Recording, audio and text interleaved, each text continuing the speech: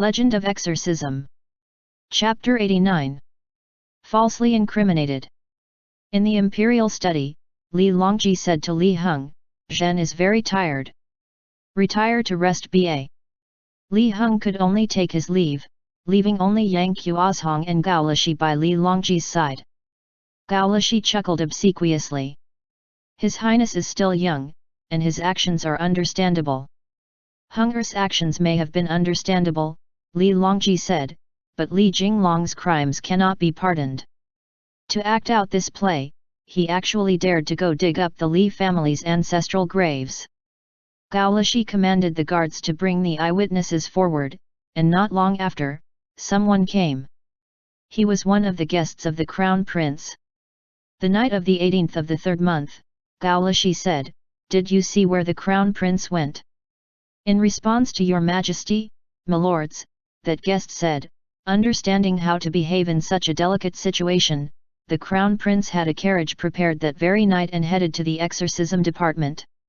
This idea was one that those lords, His Highness, and the exorcism department came up with together.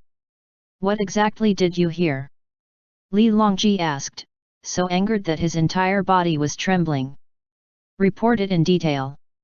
Zhen will not blame you for it." The guest was evidently an insignificant advisor who had been bribed by Gao Lishi with a large amount of gold and inserted under Li Heng's command. He had long since gotten Gao Lishi's secret instructions, and now he immediately came up with a story. The Crown Prince wished ardently to persuade Li Longji to no longer revel in beauty, and it just so happened that Li Jinglong used the arts of the exorcism department to deliberately cause an incident, so as to frighten His Majesty, and so on.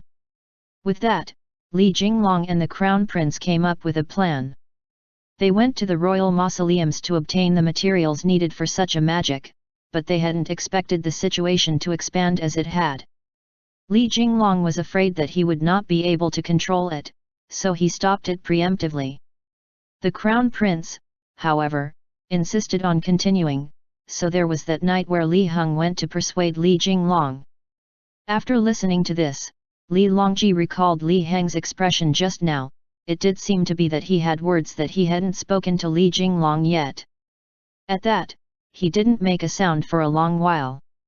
Gao Lishi then waved a hand, letting the guest leave, before saying to Li Longji, "Your Majesty, this subject has heard this person's story before. Originally, this subject thought that it was a groundless tale and did not report it. This subject deserves to die 1,000 deaths." Li Longji gestured that he didn't need to speak further, but Yang Qiuzhong piped up. "Your Majesty, there is one more witness. Should he be sent for?" The second witness arrived, and when he entered the study, he first kowtowed to Li Longji, before stating his name. "This lowly subject, an officer of the Judiciary Department, Cheng Xiao, greets your Majesty." How did Li Jinglong interfere to involve himself in the matter of the royal mausoleums? Yang Qiuzhong asked. He said, since it was the exorcism department taking on the case, then the exorcism department would investigate the case from start to finish, Cheng Xiao replied. The judiciary department was no longer to involve ourselves. When you entered the Zhao mausoleum, did you ever see a black dragon? Yang Qiuzhong asked again. When Li Longji heard that, he seemed to remember something, and his forehead furrowed. I did not see it, Cheng Xiao replied earnestly. Kong Heng-jun said thusly, but I never saw whatever black dragon he spoke of. Was there anything strange in the royal mausoleums? Yang Qiuzhong asked once more. Responding to the chancellor, Cheng Xiao replied, the oddity in the Qian mausoleum was not a major one, and there were not even footprints on the ground. The only thing strange was the dead soldiers. In the end, the Yaogwai under Li Jinglong's command ordered my runner to smell a kind of medicine, and after he returned, he could not recall anything. The details have been noted down in this testimony, if your Majesty, the Chancellor and General Gao would look it over. Yang Qiuzhong was just about to send Cheng Xiao away, but Li Longji asked, Zhen heard that you and Li Jinglong are old acquaintances. Cheng Xiao bowed again. Li Longji continued, what do you make of this case? Those rumors of ghosts and gods are unfounded, Cheng Xiao replied, but, for unknown reasons, it seems that since last year, the number of odd things that have happened in Chang'an have slowly increased, and they're all saying in the wards. Li Longji's expression changed, and the atmosphere immediately grew charged. Yang Qiuzhong hurriedly said, "It's all right, you may leave." Li Longji, however, said, "Say it. Zhen absolves you of any crimes. That there must be, that is, an evildoer in this country," Cheng Xiao replied, his head lowered. If the fate of the nation were to be entrusted to this unfounded rumor, it would be easy for rumors to arise. Since the exorcism department exists, the people are also more willing to believe that there are yaoguai, which is also expected. The yaoguai was one that Zhen saw with his own eyes, Li Longji said. He seemed to have suddenly grown even older, and he leaned back in the chair, closing his eyes. Zhen was not willing to believe it either.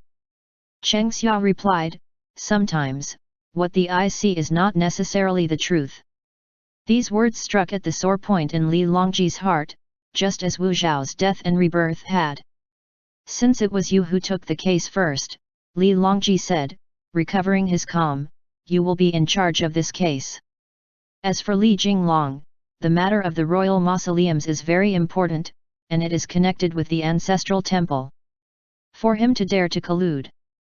Remembering that Cheng Xiao was present, Li Longji could not speak the words collude with the crown prince, so he merely continued, "To play such a trick, he must be punished. Arrest him first. Whether it is a Yao or a ghost, or if it's a human purposefully mystifying matters only for the sake of censuring the imperial consort, Cheng Xiao, you must give Zhen an explanation before the birthday." Cheng Xiao hurried to bow and accept his orders. Gao Lishi continued, "As for the rest of the members of the exorcism department, how should they be dealt with?" Yang Qiuzhong added, "Li Jinglong's subordinates all have their own unique skills. In my opinion, why not?" Li Jinglong had been gone from the exorcism department for an afternoon and a night and hadn't yet returned, but being summoned into the palace was a common occurrence for him. Hung Jun and the rest didn't think that anything was amiss. However, in the early morning of the second day, when the judiciary department came to pronounce judgment on the members of the exorcism department, the entire department exploded. "Testimonies?" Mo Rijin asked, confused. "Where's our Zhenqi?" "He was detained in the palace," Huang Yang said, wiping his sweat with a handkerchief. "Quickly, go write down your findings first. I hadn't thought that he'd still be seen through, Everyone was shaken. Hung Jun sensed that something was amiss, and immediately wanted to set off to Xingqing Palace to find Li Jinglong. Huang Yang, however, used every possible method in his book to persuade the members of the exorcism department to stay put. He also told them the happenings in detail, and that because the case was linked to the royal mausoleums, it seemed to have already greatly angered His Majesty. He also told them that no matter what, they must not act rashly. "I don't even know how to write Han characters, how am I supposed to write a testimony?" Lu Su asked angrily. "Am I also supposed to write a testimony?" the Carpiao asked. "Every person doesn't include me, does it? I'm not a person. Someone will write it for you, all you have to do is put your signature on it." Huang Yang then continued to persuade them, "Your family's Zhenqi has been framed by someone, and at this time, you must not act recklessly. For this group of exorcists, what armies, what officials, even the emperor of the humans did not constitute a threat. Usually, with Li Jinglong there to hold them back, they interacted politely with the mortals of Chang'an. But now, even Li Jinglong had been captured. Given Hung Jun's personality, he would definitely go charging straight in and bring him out before anything else."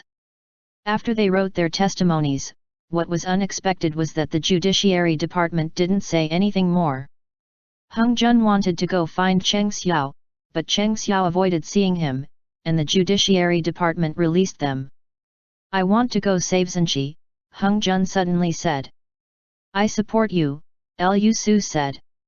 Let's go together. You two, calm down. Mo Rijin said. Didn't we agree on this a long time ago? Everyone had gathered in the exorcism department, and Hung Jun said, what have we agreed upon? He's even been captured. Why did the emperor want to capture him? What was more troublesome was that right now, he couldn't even figure out what the enemy's target was. Xia Yu has acted, Chu Yangxi said. Zhenqi's already mentioned it in passing, that if Xia Yu were to take action against us first, this would be the result. Who could it be? Hung Jun asked. Yang Qiuzhong, Mo Rijin said, without even having to think about it. It's him, no doubt. In that instant, Hung Jun felt a wave of danger. This was to say that all of the actions that the exorcism department had taken until now were all under Xia Yu's watchful gaze. And now, Li Jinglong had fallen into the enemy's hands, and it wasn't clear if he was alive or dead. Lu Su pointed out, his next step may be to deal with us. When will he come knocking on our door? Mo Rijin waved his hand. Can't you guess at what Xia Yu's thinking? He wants to borrow our hand to take care of the people and things that he can't. Hung Jun's face was set in an expression of anxiety, and Chu Yangxi explained to him, don't worry, Hung Jun, Zhenqi's planned for all of this. For now, we'll pick a temporary leader, why not you, you big dumb brute? You're the big dumb brute, Mo Rijin said. You're bigger than me, and yet you're calling me dumb. Everyone.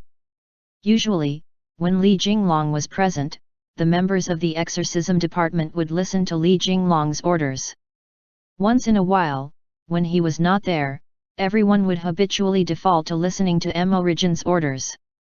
It was as if there was a strange order based on first come, first serve that had been established amongst the members of the exorcism department, based on the order in which they had arrived that day in the rundown exorcism department.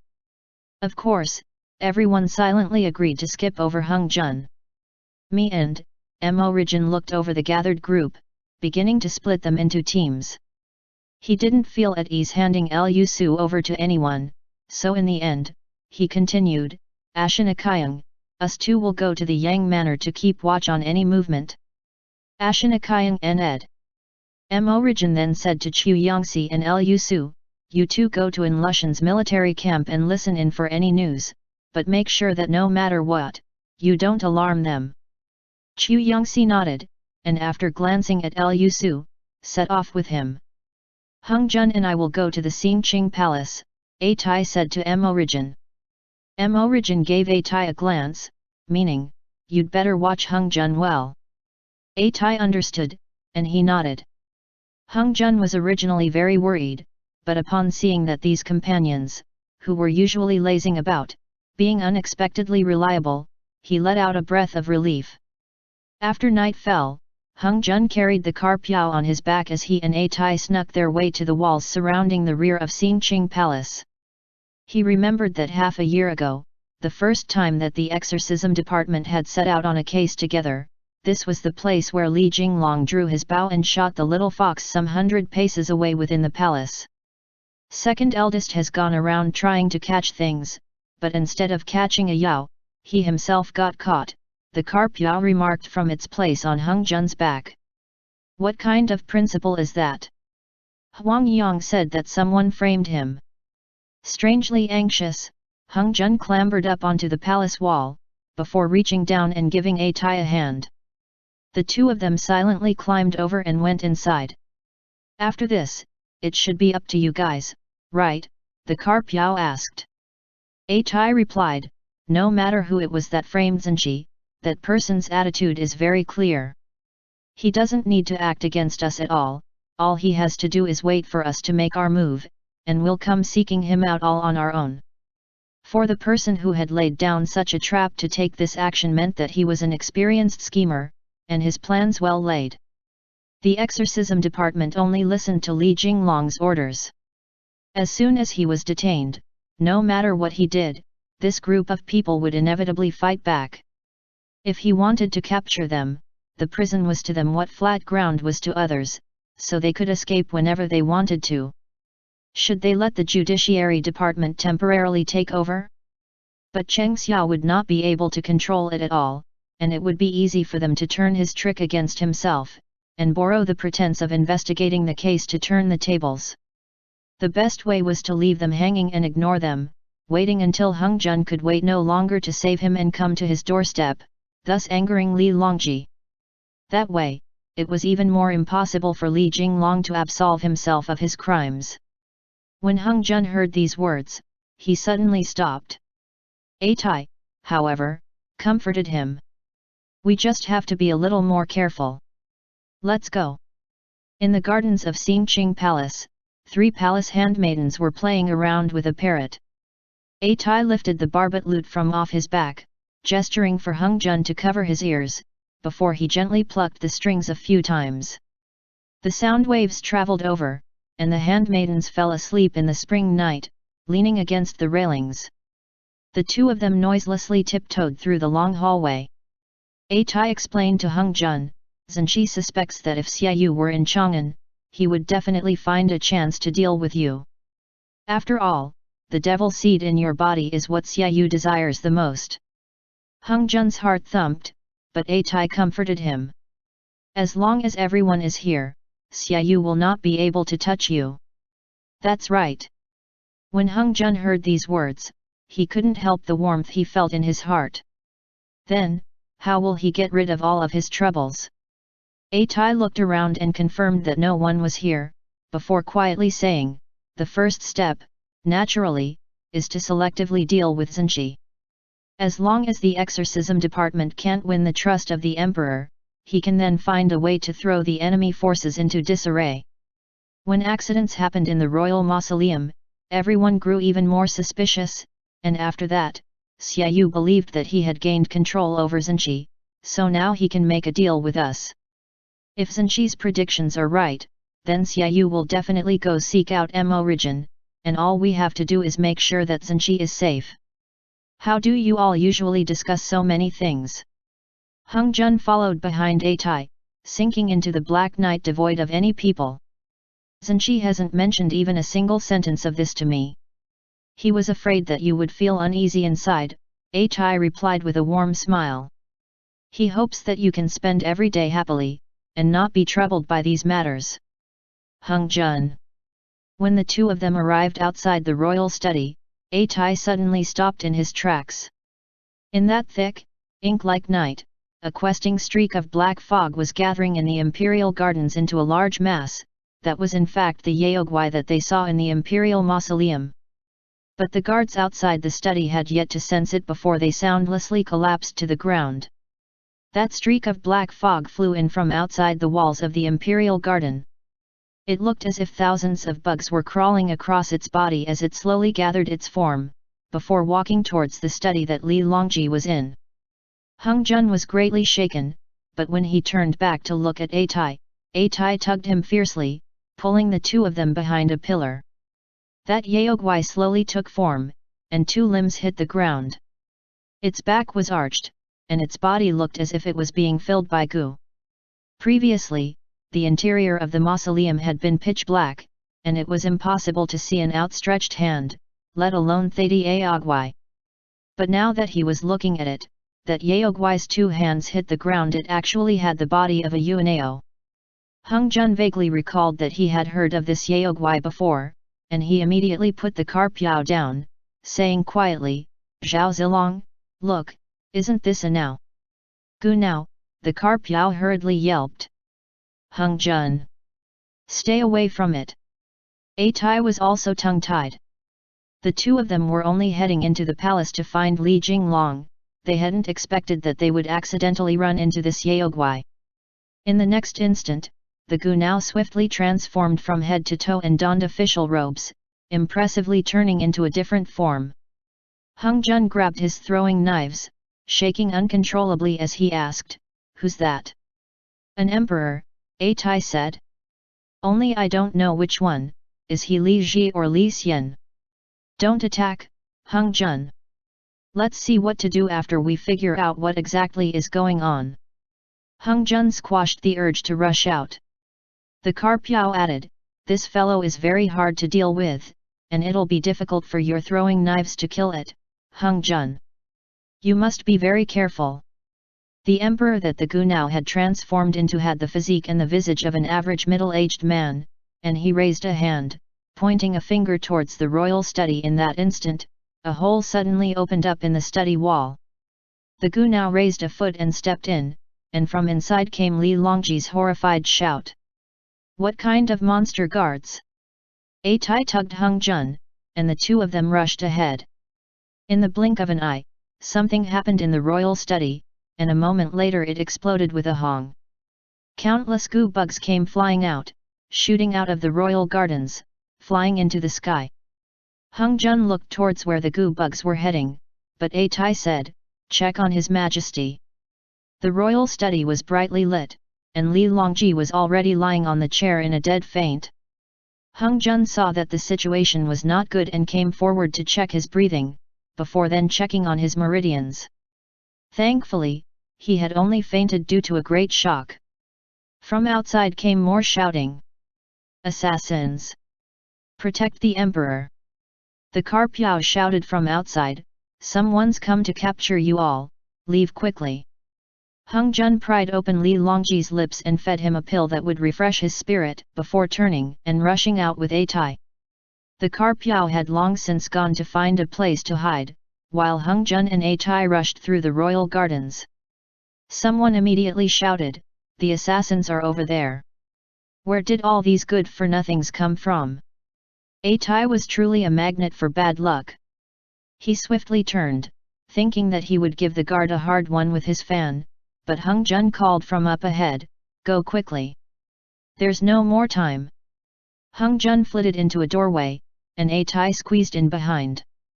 This place was behind a screen in the Jinhu Luo, and with a wave of his fan, A Tai extinguished the lights in the Jinhu Luo, leaving the room cold and dark.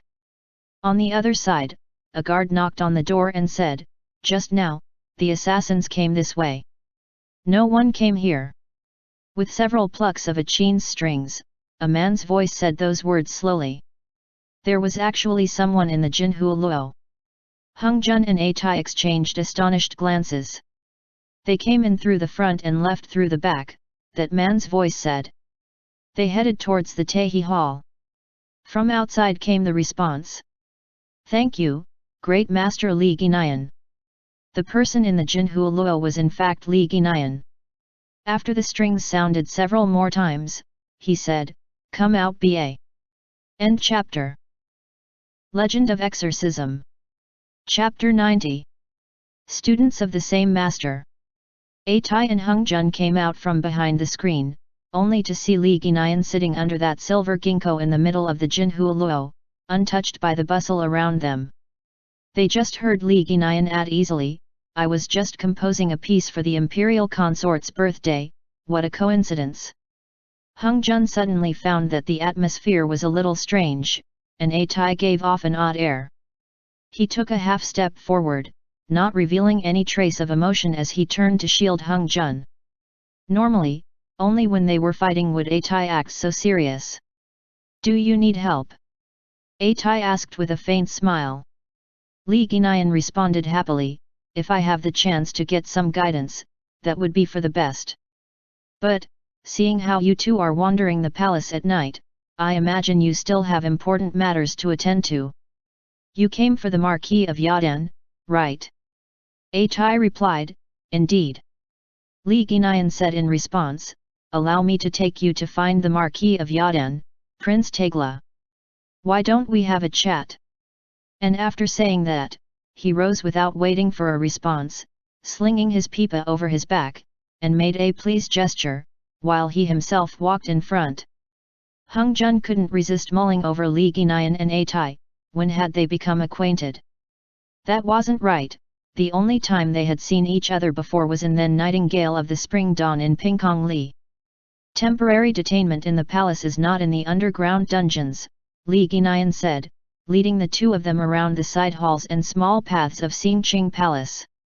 They passed through a quiet garden when he turned back and said to A Tai, "Last time you left suddenly. Did you manage to find that person?" A Tai raised an eyebrow and chuckled.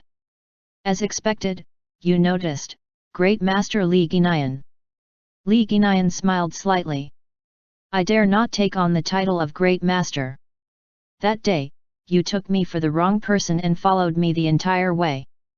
Originally, I wanted to lend a hand, but since you have learned the true teachings of Saint Xylan and had a band of brothers with you, I figured it wouldn't be difficult.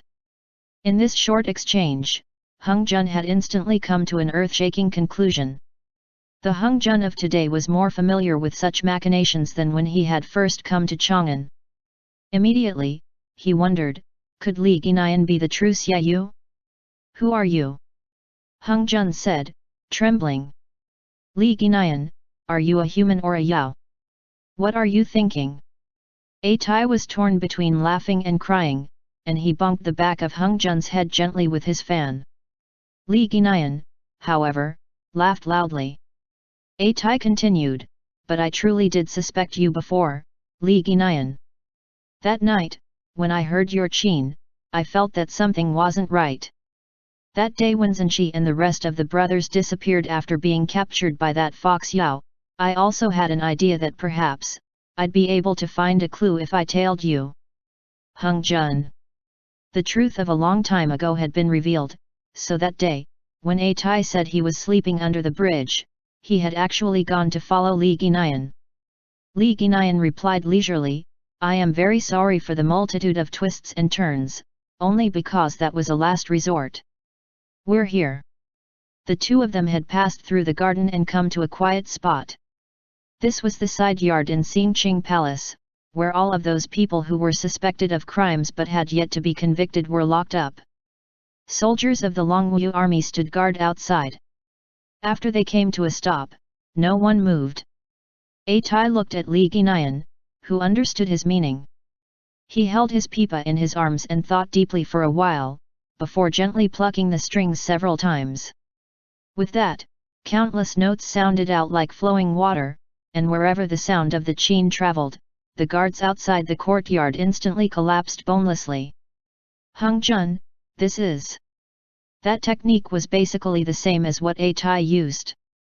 However, A Tai merely smiled and replied, I imagine that the great master should be that eldest martial brother that I've never seen the face of, isn't that right? A Tai's right hand hovered flat in front of the left side of his chest, and he made a sacred flame fluttering upwards move, greeting Li Guinan. Li Guinan responded with the same gesture, before saying to Hung Jun, go quickly, the Marquis of Yadan is just inside. Li Jinglong sat in the corner, thinking, when Hung Jun's voice called from outside the room, Jinglong. Li Jinglong swiftly got to his feet, going to the metal bars of the window and coming face to face with Hung Jun. He said angrily, why is it you? They let you come. I wanted to come. Hung Jun turned to go find the lock, and with a light click, the throwing knife sliced through the door lock with more ease than it took to blow dust away. Li Jinglong went forward to stop him, only for Hung Jun, whose heart was burning with anxiety, to push the door open. The metal door immediately slammed into his forehead and let out a huge bang. Li Jinglong. The world spun around Li Jinglong. Hung Jun was very frightened by that, and he hurried to apologize, but Li Jinglong hurriedly waved his hands. No worries, I haven't been so unlucky in such a long time. It's swelling, let me rub it for you, Hung Jun said. Thankfully the bridge of your nose wasn't hit. Li Jinglong didn't know whether to laugh or cry at that. He grabbed Hung Jun and pulled him into his embrace, letting out a sigh. Let's go. Hung Jun said. I can't. Li Jinglong came back to his senses, and he asked, did you come alone? Did anyone spot you? Hung Jun described to Li Jinglong all that had happened on their way here, and Li Jinglong's eyes were filled with shock as he murmured, I hadn't thought that Li Guinan was also in the same profession as us. Why did he reveal himself? Perhaps this matter won't be able to be swept under the rug. For 10 years now, I've been constantly waiting for a certain thing, Li Guinan said earnestly to A Tai. I imagine that this time, you've come to the Central Plains in order to search for it as well. A Tai frowned. That's nothing more than a legend, and even teacher had no way to verify it. Li Guiyan and A Tai stood quietly on the plaza. The moonlight shone down, lighting up their faces. A Tai let out a sigh and said, "I've long since given up, what are you looking for it for? Eldest martial brother, you really have a lot of patience, to have stayed in Chang'an for so many years since then." Li Guiyan replied, "Back then, when the Saintess Xilan wandered the central plains, of the three brothers of the Li family, only I was lucky enough to learn my skills from her. Even I merely scratched the surface of the teachings of the saintly sound. Even less so can I be called a named disciple, so Prince Tegla, please do not use such an address." "Did she also task you with searching for the sacred flame?" A Tai asked. Li Guiyan nodded and didn't say any more, waiting for A Tai to ask another question. "A Tai, the sacred flame shines for all eternity, burns away all that is foul, and lights up the darkness. The one that gains the sacred flame obtains the power of the prophet Zoroaster. They lead the people to the light, and is the child of the flames. Seeing the sacred flame is like laying one's eyes on Mani, Zoroaster, or Ahura Mazda. The people will follow after them, seeking perfection, ridding evils, and in the paradise of the gods of light, find everlasting life," Li Guiyan said slowly. "If you wish to restore your country, then finding the sacred flame again, I imagine, will yield twice the results with half the effort." "Something that even Mani could not find," A Tai said, shaking his head, "is something that cannot be found. I even suspect whether it ever existed." "It existed before," Li Guiyan said earnestly. "Back in the day, teacher Saintess came to the Central Plains precisely to investigate this matter. Legend has it that almost 1,000 years ago, a group of Sogdian people took the sacred flame away from the western regions, and it was not until some decades ago, when Xiaoyu took up residence in Chang'an and became the king of the darkness in the Central Plains, that I realized this matter was indisputably connected." A Tai jolted at that, and he asked seriously, "It's in Xiaoyu's hands?" "No," Li Guiyan replied. "But it is deeply connected to Mara. What step are you at in your investigations?" But just at this moment, the air currents around them seemed to undergo some strange transformation, and black fog came flowing in from all around. Li Guiyan and A Tai turned their heads at the same time. Li Guiyan immediately sent out a cloak of wind, sending up a cloud of fog around them. It wrapped around himself and A Tai, so that they vanished without a trace. "Listen to me." In the courtyard, Li Jinglong was speaking earnestly to Hung Jun.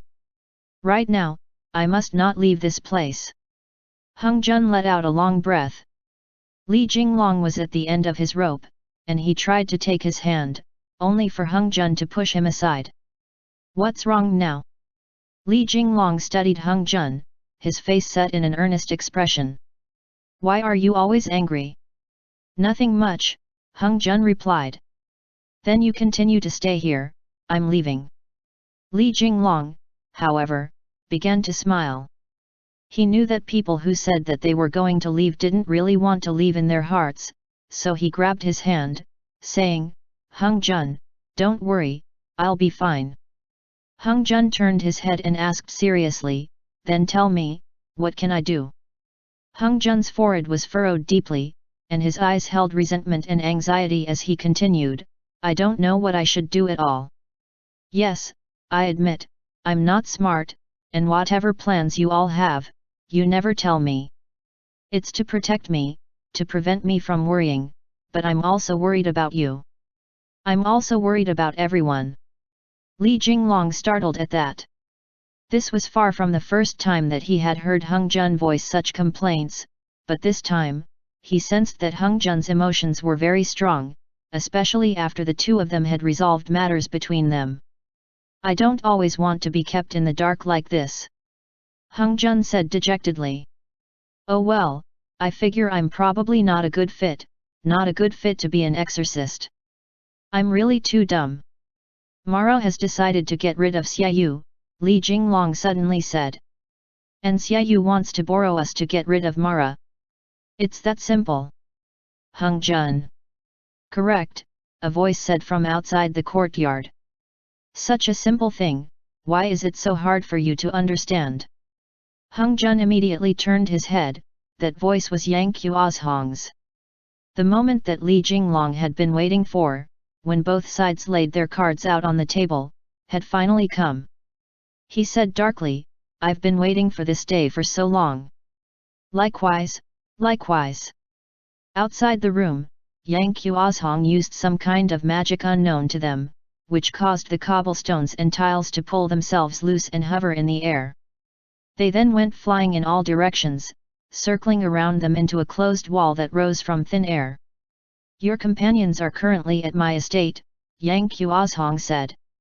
There are some things, which, after I thought it over time and again, are more suitable to tell you directly. Light flashed around Yang Qiuzhong's body, and Hung Jun immediately put his throwing knives together. He didn't dare to leap into action without thinking, yet Yang Qiuzhong simply raised a hand, and a black flame shot out of it, coiling around Hung Jun's entire body. With great effort, Hung Jun used the pentacolor sacred light to block, and Li Jinglong let out an angry shout. Enough! Li Jinglong raised a hand, and white light exploded forth, blocking Yang Qiuzhong. With a flick of his sleeve, Yang Qiuzhong forcefully blocked it, and the two of them fell into the corners of the surrounding wall. Hung Jun felt a dull pain in his chest, but Yang Qiuzhong took a step forward, his eyes blazing with black flames as he said slowly, Did you really think that by killing Wu Qiu, you gained the power to provoke the Yao King? Li Jinglong could not stop coughing, even as he continued to shield Hung Jun. Hung Jun gathered up all his mana, preparing for when Yang Qiuzhong approached again to suddenly spring forth and give him a lethal blow. Li Jinglong, however, gradually raised a hand, pressing it against the back of Hung Jun's knife. A group of ambitious young people. Yang Qiuzhong's demeanor was different from usual, carrying with it the severity of a ruler overlooking the world, as if a different soul had possessed that body in that instant. What a pity that your true strength is a far cry from mine. Li Jinglong knew that Yang Qiuzhong's sudden action was simply to showcase his own power, so that they could avoid unnecessary conflict. He had used who knows how much of his mana in that instant, but the Yao power struck right at that, sending his innards roiling, almost making him spit out blood. Hung Jun was used to seeing Chongming, Qingxiang, and similar high-level great Yaoguai, so he was immune to Yang Qiuzhong's intimidation. However, he understood that back then, since this guy defeated Chongming in battle, forcing the Phoenix and the Flying Tribes to retreat to the Taihang Mountains, his power was at least equal to Chongming's. As things stood, he himself would be basically unable to beat him by force, so Hung Jun could only beat him in wits. Li Jinglong said, My heart lamp has no way to beat your Yao power directly, but breaking the ban and taking away Hung Jun's seed of Mara is something that you cannot do. Your heart lamp? Yang Qiuzhong said, his voice filled with mockery. No matter how I calculated, I did not manage to foresee that this heart lamp would actually end up with you. With your skills, you could have taken action and killed me beforehand, Li Jinglong said solemnly. Why did you not attack? Yang Qiuzhong let out a cold hum, and he looked towards Hung Jun, as if he was thinking about this. In a short few words, Li Jinglong had managed to guess that Yang Qiuzhong seemed to have scruples about something, but what was he conflicted over? Hung Jun had told him before that bringing the heart lamp down the mountain was due to Qingxiang's suggestion, and Qingxiang had told him that he had gained the heart lamp from the hands of the Kun god of the northern seas, that is, Yuan Kun. And the Kun god had a unique power, which was. As expected, Yang Qiuzhong studied Hung Jun's eyes and said in a low voice, When Yuan Kun gave the heart lamp to you, what did he say? Hung Jun didn't reply. He did not know how to lie, nor had he understood the twists and turns in this time. He simply was on guard against Yang Qiuzhong attacking again, and was also preparing to protect Li Jinglong. You are my dad's enemy, Hung Jun said darkly. I won't answer any of your questions. Not only am I not Kong Xian's enemy, Yang Qiuzhong said, after hearing Hung Jun's words. He originally thought that Hung Jun was speaking of Kong Xian and not Chong Ming, so he misunderstood and continued, but rather, his friend. You're lying! Hung Jun roared, infuriated. Yang Qiuzhong began to chuckle, and he turned and began to pace slowly. That stance had even more of a ruler's majesty than Li Longji, and with his back to the two of them, he looked towards the bright moon in the sky, murmuring, "When you were very small, I already met you, Kong Hung Jun." Hung Jun. Li Jinglong took this chance to make a gesture towards Hung Jun, meaning that he would take care of this. Hung Jun's forehead was furrowed deeply, and he glanced at Yang Qiuzhong, before then glancing at Li Jinglong, an anxiety that could not be voiced in his gaze. Li Jinglong blanketed the back of Hung Jun's hand with his own and gently patted it. "When you were just born," Yang Qiuzhong said. He turned again and studied Hung Jun in detail. "When you were still in your swaddling cloths, when you were 1, 2, 2.5, 3. You were the reason we had to keep moving." Hung Jun said, frowning. "Every year, I would come see you until you met Li Jinglong," Yang Qiuzhong replied after a lengthy pause. "What?" This time it was Li Jinglong's turn to be startled. In his memories, that entire part was missing. "You know all of it," Hung Jun said, his voice shaking. "Xiaoyu, tell me, what happened?" Yang Qiuzhong replied, "This secret is one that only us two can share. Shall we find a time to chat when we're both free? You should understand now that I harbor no ill intentions towards you." Bullshit! The indignant grief that filled up Hung Jun's lungs all came flooding out in that single instant, and he roared, "If it wasn't for you, my parents wouldn't have kept moving everywhere. Nor would they have died." "They would have died," Yang Qiuzhong said slowly, studying Hung Jun's eyes. "But not because of me. This reason, you should have long since understood in your heart." From beginning to end, Yang Qiuzhong hadn't brought out the matters of the past in their entirety, which caused Li Jinglong to begin to feel suspicious. After all, Hung Jun's past and memories were the parts that he was missing amongst everything else that he controlled. This perhaps, would also be the variable that caused tragedy in the end. But Yang Qiuzhong glanced at Li Jinglong, and he smiled. "Either way, the Marquis of Yadan has already set down a ban on your devil seed, plus those boring things like love and desire. I won't be able to obtain it, but you will not be able to escape it. Neither of us will gain any benefits from this, so why don't we strike a bargain instead?" Li Jinglong had been waiting for this sentence all along, and he immediately pulled himself out of his tangled thoughts. Yang Qiuzhong's words were something that he could investigate the truth of in the days to come, while how to deal with the situation in front of them was the truly pressing issue. End chapter.